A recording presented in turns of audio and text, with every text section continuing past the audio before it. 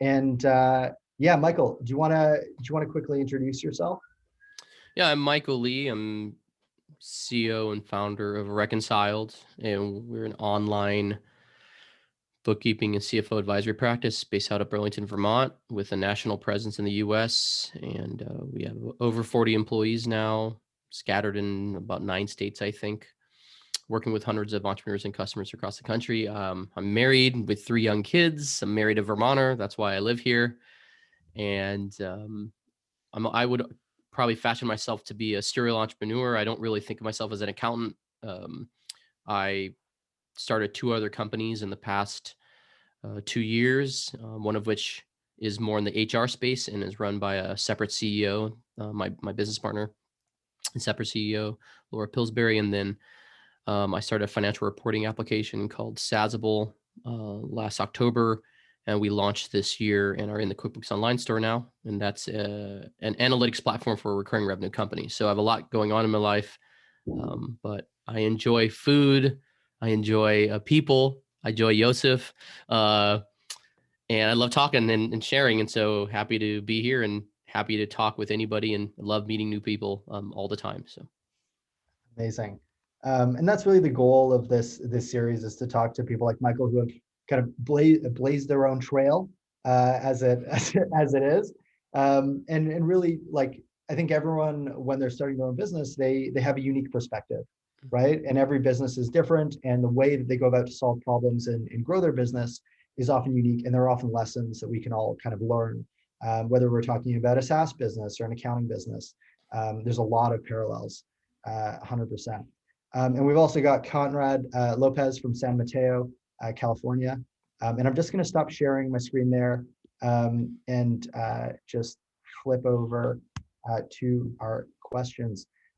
So I think perhaps the most interesting thing that happened in the last 30 days, from an accounting industry perspective, and this, it had, like, national press talking about it, which is hilarious in its own right, was the Expensify email. Yeah. Yeah. There was a lot of strong opinions, a lot of strong opinions, a lot of negative Oh, opinions. yeah. When you're an Expensify customer, at least we're an Expensify customer, what was your initial reaction kind of when David Barrett's email kind of hit your inbox? Yeah. I read it. And whenever I read something that gives me a strong reaction, I always take time to process, well, why did I have a strong reaction? And I thought it was an inappropriate email. I think that what they wanted to write and their opinion about it, they could have written and posted somewhere that was probably more personal to David, or maybe a venue that didn't feel so intrusive to both myself, but also to the customers that we've put on Expensify, and and the fact that they really didn't solicit feedback from the accounting partners, that or permission that we would want an email like this sent to our customer base. So I really took the weekend to think about it, and I thought it was inappropriate. I thought the venue was inappropriate. Whether or not I agreed with the actual message itself is a completely different. I just thought that the way they did it and the way they tried to communicate it really alienated a whole group of people, a large group of people, and a large segment of their customer base and partner channel that they could have really avoided if they did it a different and more tactful way. And did you get clients of yours reaching out about the email? Yeah, we had a few come reach out, and we had some obviously that ignore Expensify's emails because they go to the spam or they go to promotions folder or whatever, which is great. I'm glad.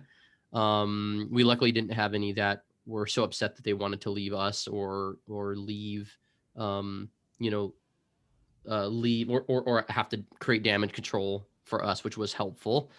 Yeah. But we definitely had employees as well as customers who had strong negative reactions to it, and so it really helped me think through how I would want to respond, but also and ended up writing a post on our Reconciled blog about it, and almost as a different perspective, also a different way of approaching it and communicating a more, I think, a more inclusive message than what Expensify was communicating. Yeah. Like the I tend to agree, right? Like the medium and the channel chosen is not great. And especially when you're relying on a channel relying on a channel social capital to introduce your product, you want to maintain that as a high trust relationship, and asking for permission is generally the way you want to do it, for sure.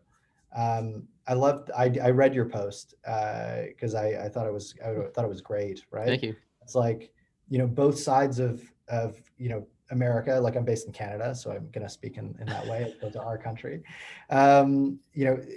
It's a bit divided, but it's probably maybe just it's louder in a certain respect, and there's lots of reasons to vote on both sides of the aisle, right? And you don't need to come at it from a place that articulates it in such a strong manner, perhaps, is Yeah, the right way to say it. exactly. And there's a variety of reasons why people choose to vote. And there's a lot of reasons why people don't choose to vote or can't vote. And that's what I felt like the email did not address at all. It was not inclusive in that sense at all. And so I talked a little bit about, and you can go to the Reconciled blog and read about it. I talked a little bit about my family history, that, if my parents had received an email like that, they're entrepreneurs, they received an email like that when they weren't citizens and unable to vote at the time. That is a reminder of exactly what they escaped and came to this country for. That kind of messaging, that kind of rhetoric of you must do it this way or our way, or you don't believe in the values of American life or democracy or whatever. So I kind of talk about those that I felt it was poorly communicated, that the medium was wrong, and that there's a better, more inclusive message that include more people and accountants in general. I mean, I've met accountants, and you've met accountants from all walks of life in the U.S. and in Canada that come from a variety of political backgrounds, a huge variety from different states and stuff. But in general, when you go to accounting conferences, there's a lot of unity. There's a lot of inclusiveness. There's a lot of sharing, open doors, friendship, that are not divisive like that email was. So I think for the accounting community, it wasn't that people in the community didn't necessarily agree or disagree with the message itself. It's that it didn't come off inclusive and welcoming like the community is and has become and continues to become.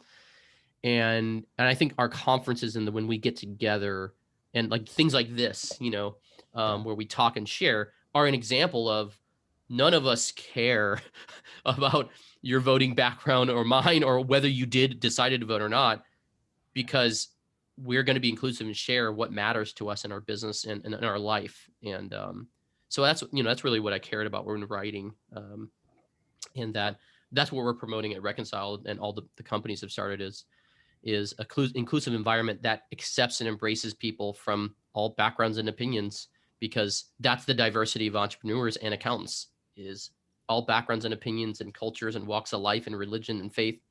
And whether they choose to vote or not, it's their choice. And that's the beauty of being in a free country. So yeah, hopefully that makes sense. Absolutely. I remember now, I guess it's been many years, but when I first entered the accounting industry and saw the way that people did collaborate and kind of shared, hey, this is what's working for me, here's what's not, with people that would seemingly be almost competitive, right? Just from the outsider's perspective.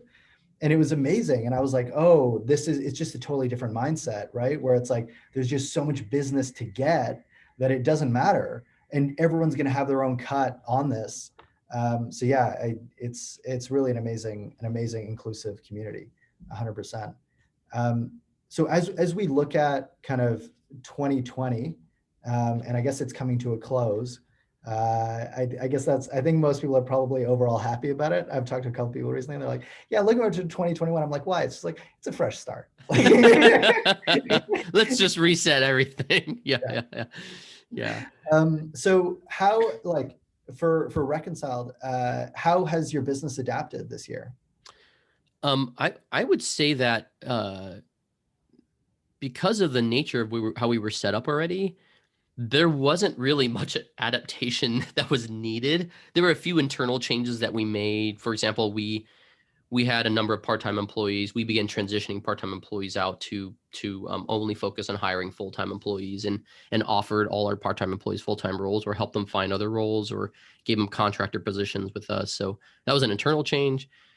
But from an operation standpoint, nothing really changed much. We continue to serve customers. We, tried to make sure we operate as efficiently as possible in our operations team or client delivery team.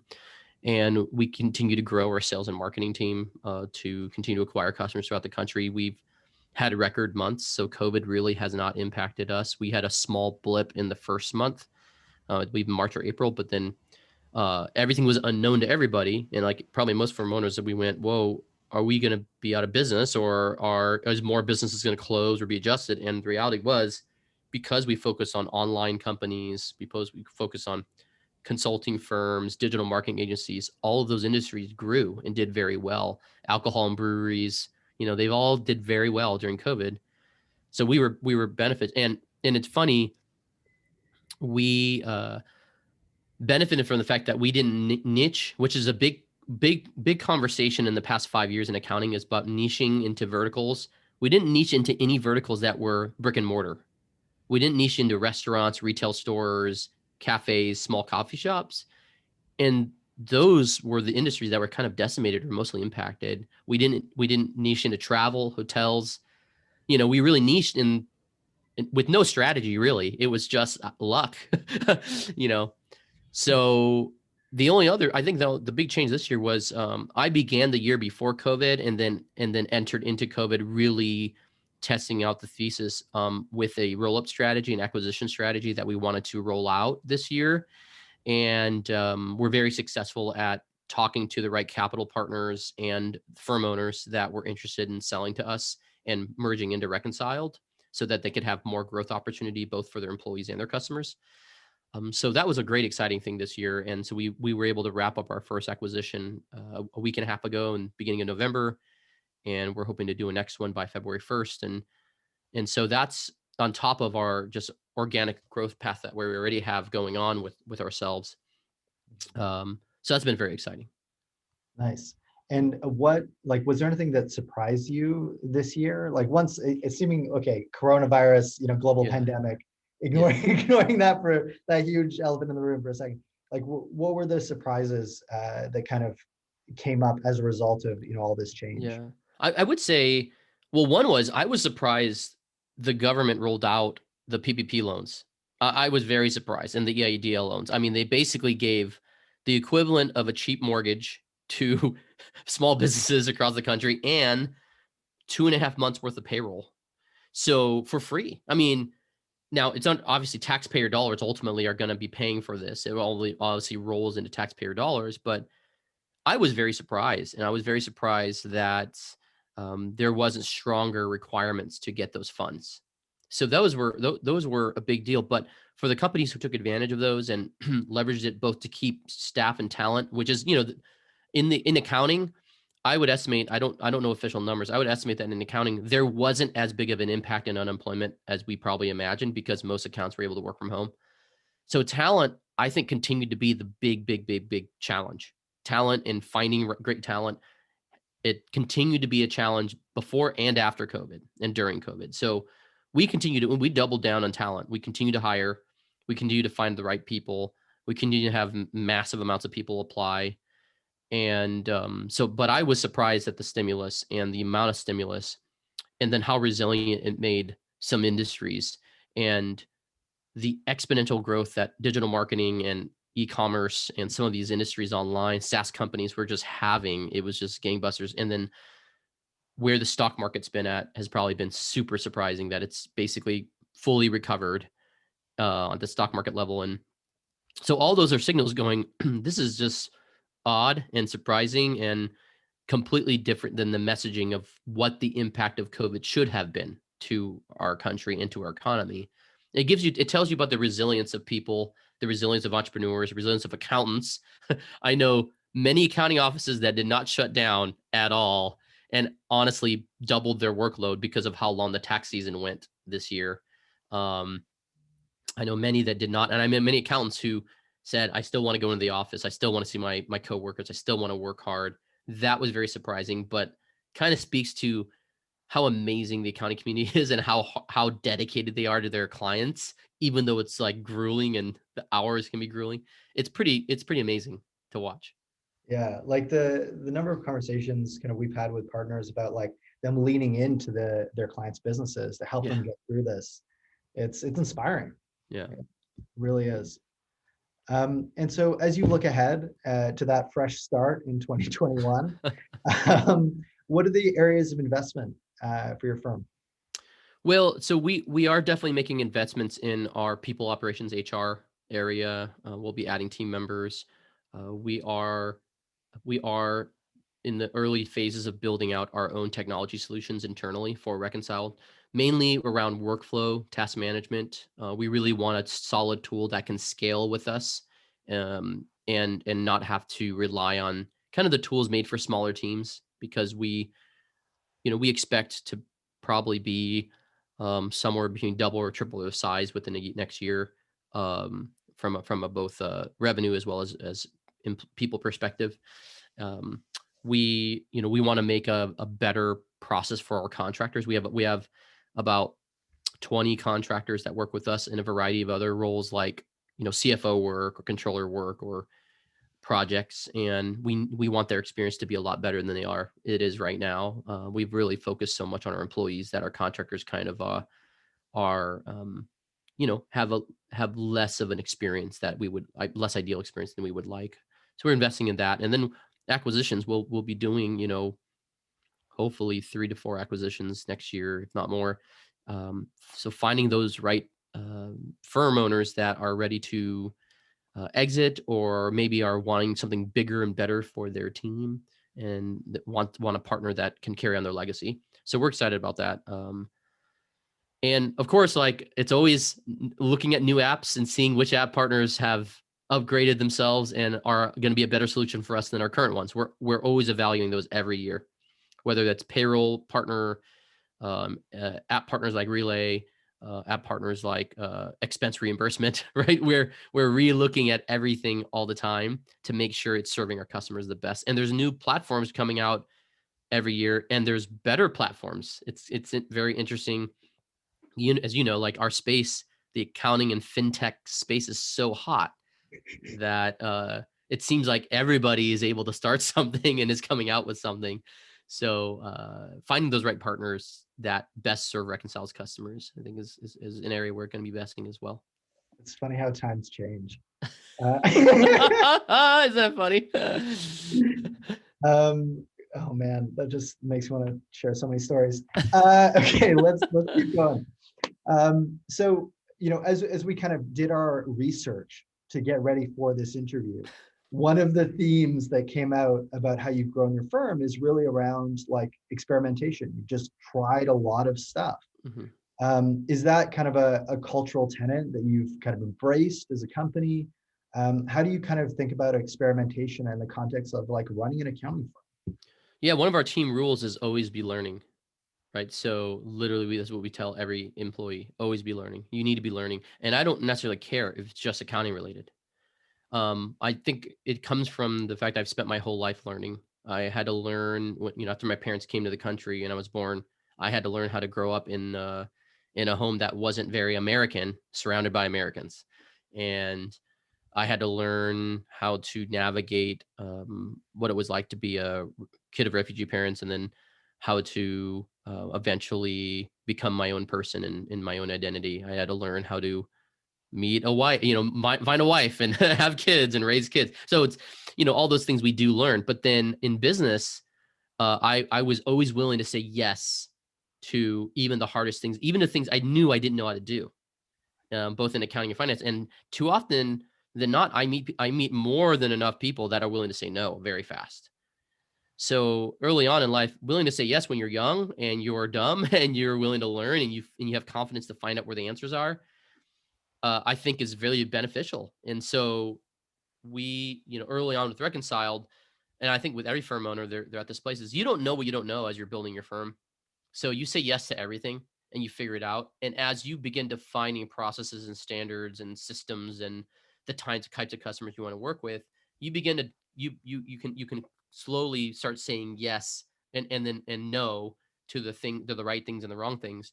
Um, so I definitely always experimented. In the beginning, experimenting. Do we go desktop hosted? Do we do QuickBooks Online? Do we do Zero? What do we do? And then quickly, based on what the market feedback was, slowly focusing on that. How do you price? Um, Focusing on that. And then I think for a lot of firm owners, as you grow, one of the biggest obstacles I hear and see is that a firm owner is generally the owner is their own problem. They're their own limiting factor, because they become pretty good at everything in their firm. But when you're pretty good at everything, you're not great at anything. You're just pretty good at everything. And you need to be great. You need each area of your business to have somebody great leading it. That's good at that area. That's great at that area. So Mhm. early on, as I began to build a firm, I wrote down what is the area that I believe that I'm really great at out of all the rest, and how do I slowly replace myself in those areas and not be afraid to let the person that coming in to make mistakes, so that they can prove out the great model that needs to take place. And so I've always told employees and team members who've become leaders at Reconciled, make mistakes. If you're not making mistakes, you're not trying hard enough. You're taking it too easy. So make some mistakes. Accounting is accounting, but most of it is fixable. It's not surgery. We're not in a operating room. We're in a set of books that we can change and fix, right? And we can correct errors. So give room for people to do that. You can make a bad decision on a hire. It's okay. It's not the end of the world. You can let the person go and find another person. So I mean, there's all this iteration, and then with apps, the same thing with apps is trying multiple apps and seeing which one works out itself out best and has the best customer service. So yeah, Funny how customer service is always the key part. yeah, I can exactly. do the stuff, but if I can't email them or call them, cool. And then like what was the craziest experiment you ran to like find new clients? The craziest experiment. I That's don't know, man. I was like, do I want to just ask like generally? I was like, no, let's amp this question up and let's find something exciting. that's really really funny. What's the crazy experience? Well, you know, uh, I am a person that likes learning, and I love putting myself in situations where I feel odd. I feel like the odd man out, because I've always felt that way my whole life, right? I grew up in Arizona. I was one of the only Asian kids at my school. I grew up as a refugee kid. I was one of the only refugees, immigrant people that I knew, kids that I knew, besides my brother and my cousins. So um, I always put myself, putting myself in situations makes me feel at home. It makes me feel like, oh, I'm familiar with feeling left out. I was always the shortest kid in the room, and in the class photos I was always in the front row with all the little girls, and it was me. And it was like sitting down, and then all the tall boys were behind me. So I always felt left out. So probably two of the most fun ones, they're I would say risky as well, is I went to a e-commerce conference for Jewish people. So it's called JCon. It happens every year in Brooklyn, in New York, and it's for the Jewish community primarily, but anybody can go, but it's targeted the Jewish community. And the Jewish community has a huge e-commerce multi-channel seller community. They sell products online, and sometimes products and services to just their community, but also to Jews around the world and also to people around the world. And so I was there. I was one of the few non-Jewish people there. I had a booth, at Reconcile. I brought an employee, and if you know anything about the Jewish community, they span the spectrum of both liberal to very conservative religious communities. And so it was a risk for me, right? I remember accidentally bringing non-kosher candy because I didn't know. I didn't know, right? I had a whole bowl of candy I got from Target at my booth to pass out, and I luckily had somebody kind come by and tell me, "Hey, you can't serve that candy here. It's not kosher, but here's some bags of candy that are." So they were really kind about it and forgiving. But that was risky, right? Because it's a community I was very unfamiliar with. I wasn't dressed the part. I was just myself, and so that was one. And then I also attended and boothed at the Black Enterprise Summits, Black Entrepreneur Summit. And so I remember calling and saying, "Do I have to be Black to attend?" Because I didn't know. I was an idiot. Like I didn't know. And so they said, "No, of course anybody can attend. It's just targeted to Black entrepreneurs, but anybody can attend." So we were one of the only, or maybe not the only, not non-Black vendors. That was, I had a biracial employee that was half Black that worked with me, and she came with me to because she happened to live in the area.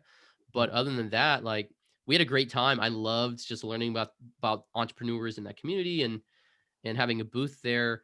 And dealt with my own interesting racial conversations while I was there at the conference. So you just don't know what you're going to get into. Right. Um, but I learned a ton, and also continue to benefit from the fact that we engaged there, and we become known at Reconciled as a company that's very inclusive. And so we welcome people from all walks of life and backgrounds, and are very intentional about our hiring in those areas as well. Yeah. So we have a diverse workforce in the midst of an industry that's generally not diverse. And I'm especially I really value promoting and upgrading people of color, women, people with different backgrounds in parts of the country or different countries to come work for Reconciled. So I'd say those were two probably the riskiest and and fun. Yeah. That sounds great. That Yeah. sounds really fun.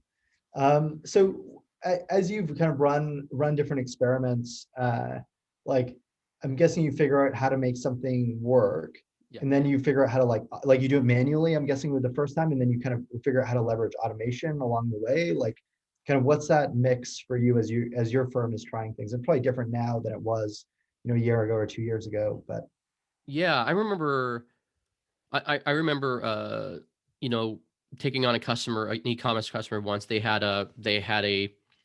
were using BigCommerce as their e-commerce platform.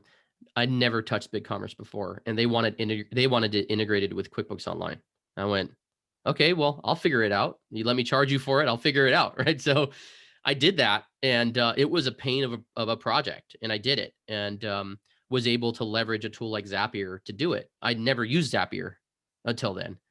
And so I figured it out, and now it's processing hundreds, if not thousands, of transactions a month for this customer. And I've been able to do that process now more automated way over and over and over again for more customers on BigCommerce. So that's an example where I wasn't afraid to try it out, set up a template, a process, document how it works, and now allowing other people to take over and do a similar process. That's an example. Another one with sales and marketing is, I kind of figured out email marketing. I learned, hey, what would differentiate us? Oh, email. Now everyone goes, well, email's been around for a long time. Yeah, but not in accounting. Like email marketing is not something accountants do. It's like something generally minority of accounting firms do it. Software companies do it all the time, right? And so do companies from India and other places, development companies, IT companies, but accounting firms, when's the last time you got an email from an accounting firm offering you services? So I figured that out early on in Reconciled's journey, and then began experimenting with two different email marketing engines and A/B tested them side by side, and then ended up with one primary partner that we use till today. And it's probably our largest and fastest reason why we grow, organically so fast, is because of this email marketing engine, which is a huge surprise to people when they hear, like, how are you going? Email. People respond to our emails. I don't understand why. So it's not for the weak. It's definitely a slog, but it works, and we are very successful at it if you give it time and patience and the right thing. So now we're trying to jump into more inbound. We're not heavily driven by inbound marketing as a company. I don't think like accounting industry in general is. It's my opinion, but I think most of the accounting industry is driven by referrals and old school networking. But there is more and more of a segment of a small business market looking for accountants through online channels, and so we're experimenting with that to see if we can get better at that. But we've differentiated ourselves enough, through sales and stuff. So that's the process. I usually jump in, figure something out manually, then try to document it, and then pass it on to somebody, watch them do it, show them how to do it, watch them do it, and then let them take over. So a lot of this stuff, I don't even oversee a lot of the automated processes. We have some other team members overseeing it to make sure it doesn't break and make sure it just keeps running, So one person that I've met on your team is Mary, who is Yeah. your director of operations, Yeah. if I remember that correctly. And so she helps, like, operational, taking these projects, operationalizing them, making sure they're documented, helping drive automation across the firm. Like, number one, how did you meet Mary? Because she sounds like she's a unicorn, basically. And then two, when did you realize that it was like time to find someone like Mary and bring them into Reconciled? Yeah. So, the for Reconciled, when you start out as a firm owner, you have all these hats you're wearing, and you can, you generally can define them in different buckets, right? One is the big hat is client delivery, right? Operations, client delivery, providing the accounting service to your customers. And generally, most accountants that start firms, they're comfortable in that lane. They're comfortable in this lane, and they're comfortable managing people in that lane because they come from other accounting firms or an accounting department, or that's what they love doing, is serving customers. I knew that lane early on would be like one of the first lanes I would want to let somebody take over, because although I would consider myself a pretty good controller, a pretty good CFO, I would not consider myself the best manager. I would consider myself a good leader, pretty good leader, but not the best manager. So I knew the team that did client delivery, the bookkeepers, we call them cloud accounting specialists, the accounting professionals, would need a really good manager. So early on in Reconciled's growth, I think when we were about a dozen people, I hired a manager, and probably a little too early than I needed, but it was at the time when I knew if I didn't, it would get too late, and I would be hurting by the time I was ready to hire somebody. And that's what happens is people hire too late, not early enough. I erred on the side of hiring earlier than I needed. So I hired her, and she was my first. It wasn't Mary at the time. It was a gal named Petra, lady named Petra, and she was great. And she took us to the next stage. And then we had a manager that came in and took us to the next stage. And then there's Mary, who's been with us for a year and a half now, and it's taken us this far and continues to take us farther, because she came from a firm, a more traditional accounting firm, but that was 3 times our size. So she understood where we wanted to go, and she understood that we wanted to get there, but to do it with technology and with operational efficiency. So she's been great. And so finding them is a matter of getting your message out there in the marketplace. I've been very intentional about taking interviews when I can, even with the smallest of audiences, right? Even with early podcasts or early webinars, anybody that would talk and let me share. I do that because I can take this information, these videos, this audio, and send it to people, and people can find us. So we have, when we put out a job post for any role, because so many people are following us, so many accounting professionals, one of the number one visitors to our website are accounting professionals that are looking at us and evaluating and hoping that they can find a job with us, right? So it makes it easy when we put up a new role that a Mary finds us, or somebody else finds us. So I feel like not only are you working on branding yourself to get new customers, you got to brand yourself to get new employees, your future talent. And that's one advice I give to firm owners is always be interviewing, regardless if you're hiring tomorrow. Just interview people all the time, because you never know when you're going to need somebody, and you never know when they're ready. Like, interview people, even people that are other firms or other companies. You do not know when they're ready to leave. You do not know the situations going on. You don't know if COVID's going to hit and they're going to lose a job. You don't know anything, right? So always be talking to people and building those relationships, and you're going to meet people that are going to just love what you're doing, and will think about you think of you the first time, the moment they want another job and want another career or partner. So that's what we did. And so Mary came through that route, and we continue to do that, and everywhere I can. Right now we did and we have other people in our company that are doing that too, doing webinars and podcasts, being interviewed. We had our head of HR. She did a podcast on VertForce. VertForce is a virtual kind of job search for military spouses. So people in the military that are leaving, or people that are on reserve, they need jobs, right? Remote jobs. And we've had a really good luck hiring spouses of military or people in the military. So we're really proud of that. And we wanted to get in front of that audience more. So even giving your team permission to be on these forums to talk, so that people see other faces outside of just you as the firm owner, I think it's important too. That's wicked. And like, I remember having a conversation with Mary about, yes, operational efficiency, but also delivering great customer Yeah. experiences. And the thing that stood out was she cited Chewy. Yeah. Yeah. She's like, I want to deliver Chewy experiences. And I was like, okay, I'm from Canada. Can you please explain to me what Chewy is? And she's like, Yeah. oh, it's like dog, it's a dog product company. like an e-commerce company. Am I remembering that Yeah, correctly? it's basically, think of it, they're like the Zappos. Zappos is a shoe company here, if you're familiar with them. They're like the Zappos of the pet world. They are loved. Their customers love them. Love, you don't just like Chewy, you love Chewy and Chewy, right? So you go there to buy pet food, buy pet stuff, if you have pets. I don't have any pets. So Mary introduced me to this website. But what it is they make you feel like the pets you're buying for are part of your family and part of their family. And so Mary brought that concept in to say, we want to be Chewy to our customers. We want to be like Zappos to our customers. We want to create a Disney-like experience. And so we use that language internally a lot. Is what's something Chewy you've done with customers, this week or this month or this year? What are the ways you've over delivered and given and gone the extra mile? So that culture has definitely been a huge positive benefit from having Mary here, and contributing that to the company and that language, right? And sometimes oftentimes you just need the language to talk that way, so that helps people remember. But it then all starts seeping into people's lives, because now they're like, well, how do I be Chewy with my family and with my spouse and with my kids, right? So it's been really, really cool to see. That's wicked. And as you kind of think about those Chewy experiences you've been able to deliver for your customers, what stands out? Like, what was one that we were like, oh, that was actually really amazing, that we were able to do that, and they reacted really positively. Yeah, I would say, man, I think there's just so many different examples, and we recently did a customer survey, where I'm just blown away by the amount of positive testimonials that our customers have for the bookkeeping team, for the cloud accounting team they work with.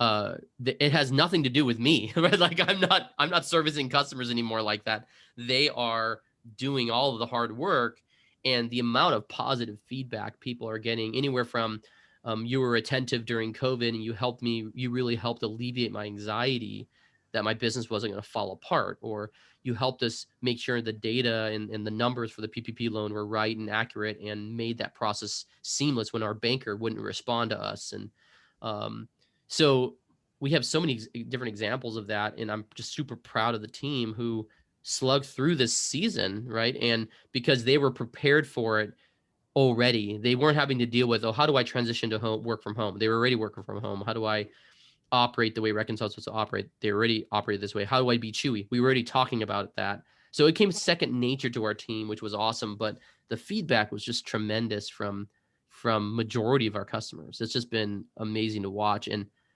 it's weird, because you never think you'd hear in your lifetime, oh, I love my accountant, I love my bookkeeper, I love, like, you don't expect words like that to be Yeah. sent to you from a customer, but they do. And it's just so cool. It's just really, really cool to watch. It's wicked. I mean, if you're delivering a high quality set of books that as a business owner, you don't have to touch, Yeah. and you save someone on taxes, it's like, this is great. Yeah. This is awesome. Yeah, I don't have to touch, I don't have to worry. It's great. Yeah, it's been Yeah. amazing. Cool. And then from an operational perspective, like, what, say in the last, I don't know, you call it 12 months, what's an improvement you made that's had like the biggest impact Yeah. on Reconciled? I would say we have, in our onboarding team, on how we've really defined how customers come into the company and how they're set up and the experience they get in the first 30 days. Um, it's probably second to none. I mean, it is the experience our customers talk about, because it's not what they expect with an accounting firm. And the fact that it's technology driven, it's very guided, and it's very, like, get you to the finish line to win and to be successful with the Reconciled. So that's really, really great, and we get a lot of great feedback about that. Probably one of the best experiences our customers can have, because that onboarding team is made of two rock stars that right now that really make our customers feel like VIPs. And so I always tell people, in accounting, you've got just a few weeks to make the best first impression possible. And that's where you want to strike while the iron's hot, because whatever happens there, if you do really well and then you're okay for the rest of the time, they will remember that really well for a long time. If you do poorly and then you hit it out of the park the rest of the time, they will remember how poor you did. It's like, it's all about that experience in the beginning. And so we really made that and honed that in and made that run really smoothly. And then the ops team, just, we've had some changes in the ops team, the way we structured how we work. And so the way we did teams has shifted this year. We started out in the beginning of the year with a specific kind of pod model, and then we shifted that pod model to operate a little differently this year. And that's worked a lot better. That's helped, I think, alleviate some confusion for our team internally, and also some more growth opportunities for everybody on the team, which has been great.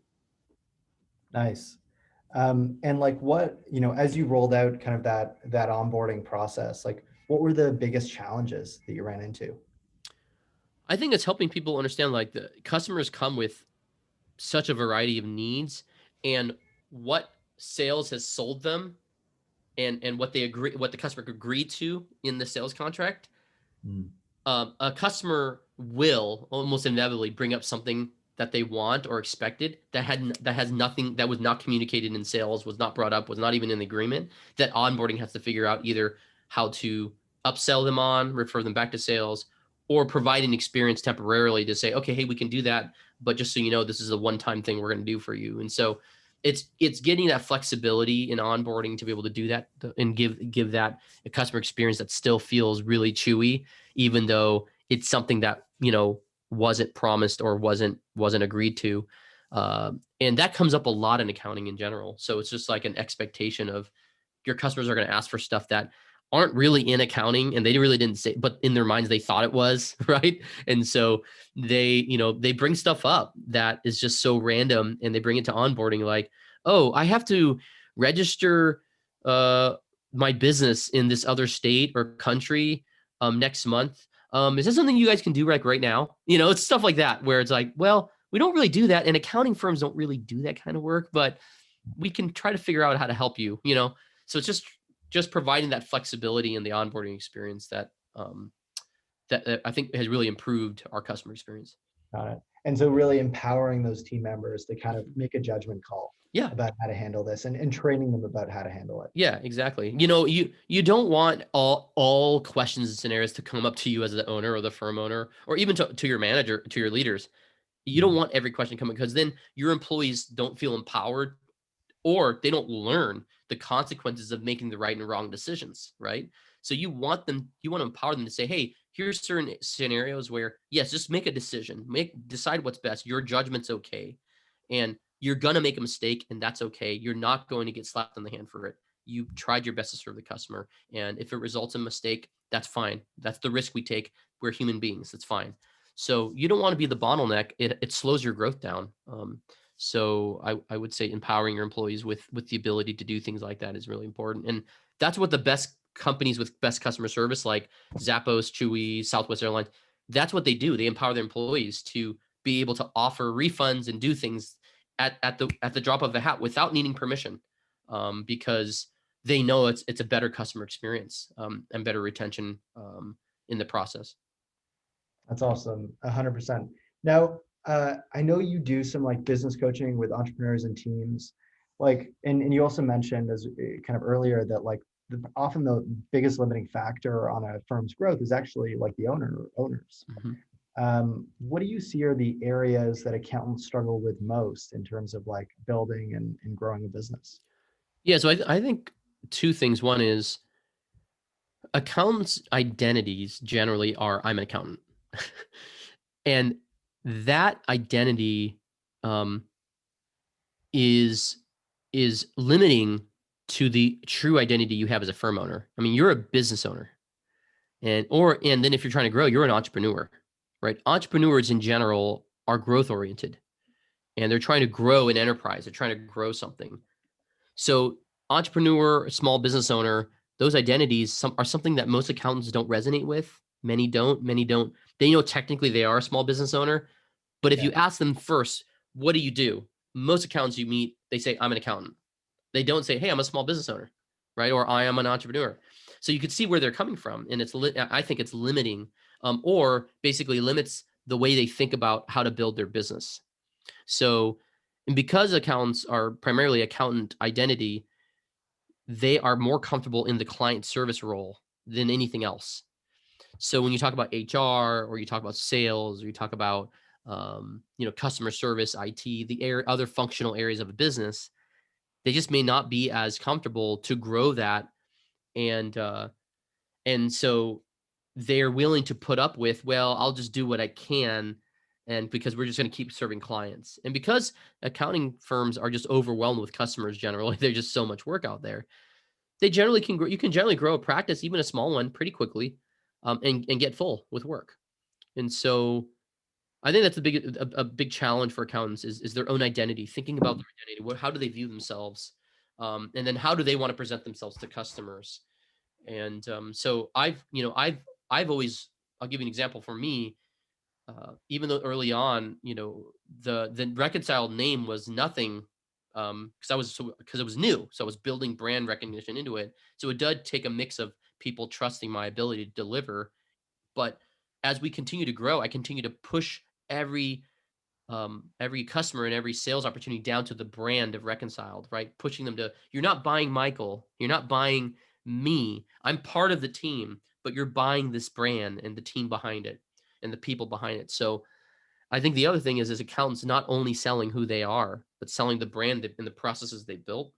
And that's, I think, a flip that's hard for a lot of accountants because they're used to selling themselves and selling their expertise, their knowledge. And I would say that, if you do a good job growing and documenting, your knowledge is actually doesn't really matter. Like at some point, your knowledge will be surpassed by your teams and the people in your company. And it's better that way if you're trying to build and scale a business. If you're trying to stay small and stay as a small team and you kind of be the center of the expertise, then yeah, you're doing a great job by just selling yourself as an accountant, and limiting your growth to what you can handle or what you have expertise on. But I think that if you do it right, your team will outgrow your knowledge and your abilities, and they should, and you should be happy they do, Yeah. and give them opportunities to grow in the firm because of that. But it sounds like there's kind of a couple stages there, right? So it's like one, kind of taking off your accountant hat for a second and thinking about it of like, how do I build process and how do I like bake in resiliency in my business effectively, right? That's kind of like step one. And then step two is thinking about like, how do I abstract myself from the actual service that's being delivered, right? Right. So like, is that kind of the two parts of it in terms of Yeah. making that switch? Yeah. And for some accounting firm owners, they don't extract themselves, right? Because because if you find the most joy in that piece, then you shouldn't extract yourself. You should say, hey, like if you find the most joy in being a client delivery person, well, go find a CEO to run the company. Go find a salesperson. Go find an HR person. You don't have to be the CEO. You don't have to be. You can still own the company, not be the CEO. That's actually a reality, and there's a lot of examples of that where you have two founders who do not run the company. They're the founders, but they found sophisticated CEOs or people who were just better suited at the business side of operations or at the sales side of it. And you can go and be happy and serve clients and help operations teams. And so I think accountants may think that, oh, I need to be at the head of it. I need to be the face. I need to be the one in charge. It's like, well, you actually don't have to. You could be the owner and be directly and indirectly in charge of everything, but you can also give it to the hands of a trusted person that knows how to build a business and operate the things you're not passionate about, so you can focus on what you are passionate about. So for a lot of accounts, it may be like, no, don't extract yourself from operations. Go ahead and stay in it. Just find other team members to lead the rest, and give them the keys to run the company. So yeah. Or, I mean, you could always just sell to Reconcile. Yeah, or you could sell. Yeah, or you could sell to us and come do accounting work for us. We're happy to talk to you. Yeah. Sweet. So that is actually before we wrap up and move to Q&A, where can people find you? Yeah, they can find me on LinkedIn or Twitter. I'm easily reachable. Just look up Michael Lee. I'm probably the first one that pops up with L-Y. Last name's L, spelled L-Y. So Michael Lee with Reconciled, and or you reach me on Twitter. I love connecting with people, especially firm owners. Happy to chat about anything and everything. You name it. It doesn't have to be about accounting either. It could be about life, anything in life. I love chatting and learning and meeting new people. So Love it. Thank you so much for spending the time. yeah, definitely. Cool. So if people have questions, please either add them in the Q&A or add them in the chat. I might have one or two more as backups just in case. Oh, Conrad just shared us. Really great. We'll listen again. Thank you. Love it. Thanks, Conrad. All right. So I have a question about the like M&A strategy. At what point were you like, okay, it makes sense for us to now start doing like these firm roll-ups and kind of build and grow that way? Yeah, I love this. I love talking about this with I was talking to this with our employees in Reconcile because they had a lot of questions about it and how it would impact them. So in the business terminology, we call it M&A, we call it acquisitions. We have like these very businessy terms. When I entered into 2020, well before the pandemic, when I entered into 2020, I said to myself, we've built, my team and I have built a really great culture in a business, and it's a place that that a lot of accounting firm owners really wish they could build and really wish they could be a part of, right?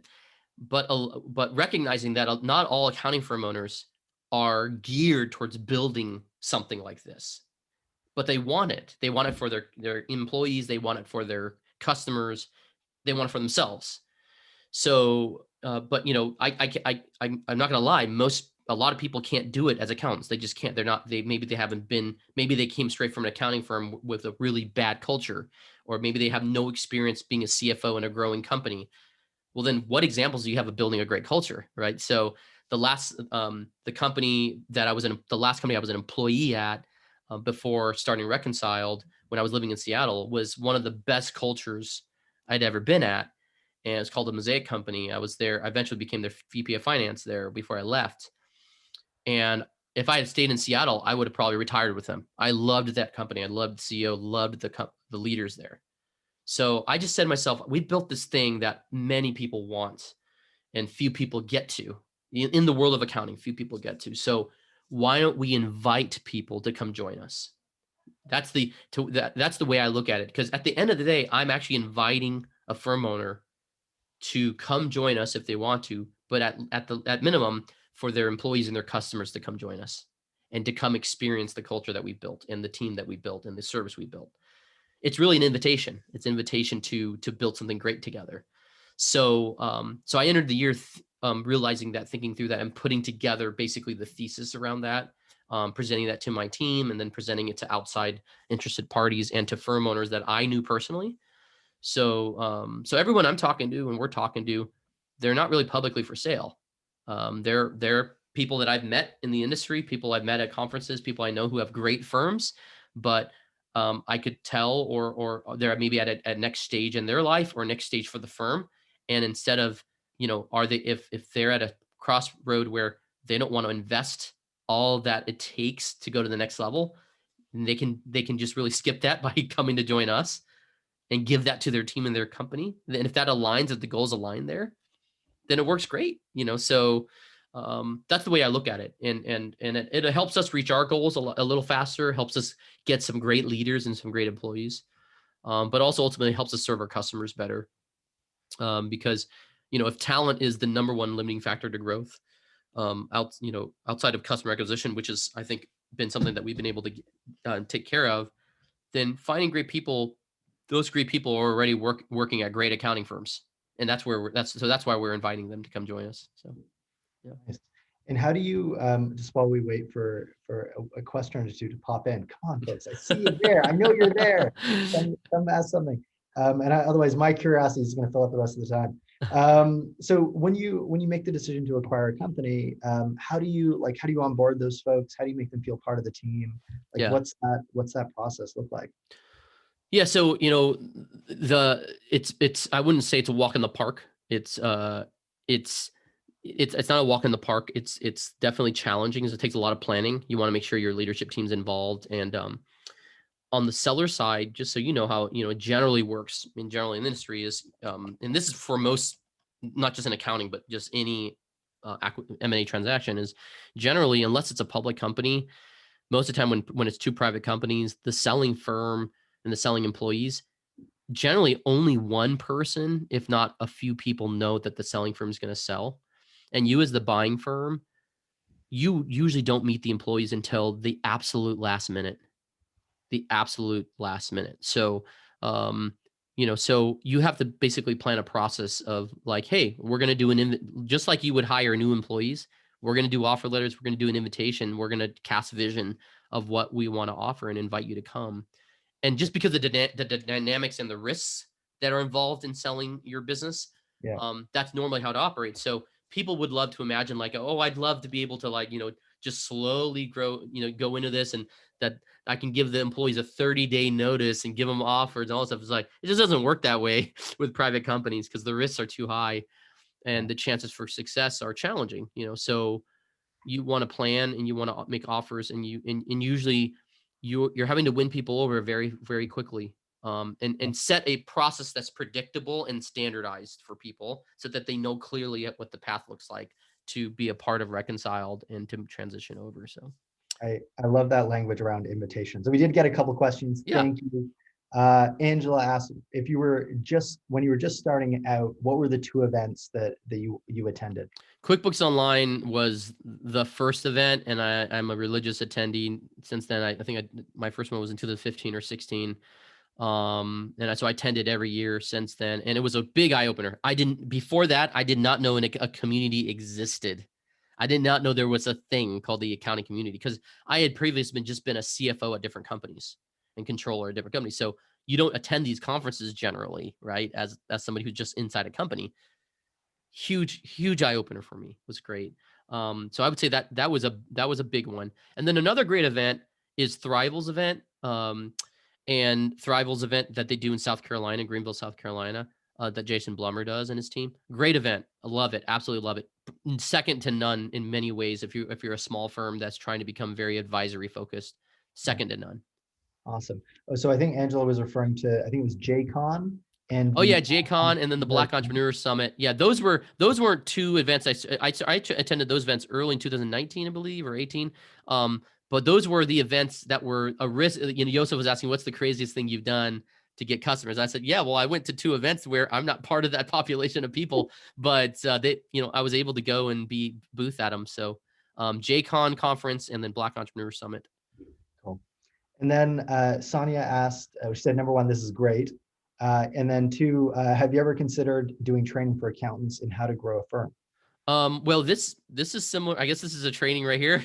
I have not considered doing formal training. I'm frankly, I'm busy. I'm busy with running Reconciled and the other companies that I upstart. So, I'm busy. That's where I make my primary money. And, I do love teaching and training, and I speak at conferences and I do webinars and stuff like this. And basically what I'm going to teach you there is what I'm saying here. I'm very transparent and open. I don't think any of the stuff I'm talking about is rocket science. It's stuff I stole from other people and stuff I learned on the way and got mentored on.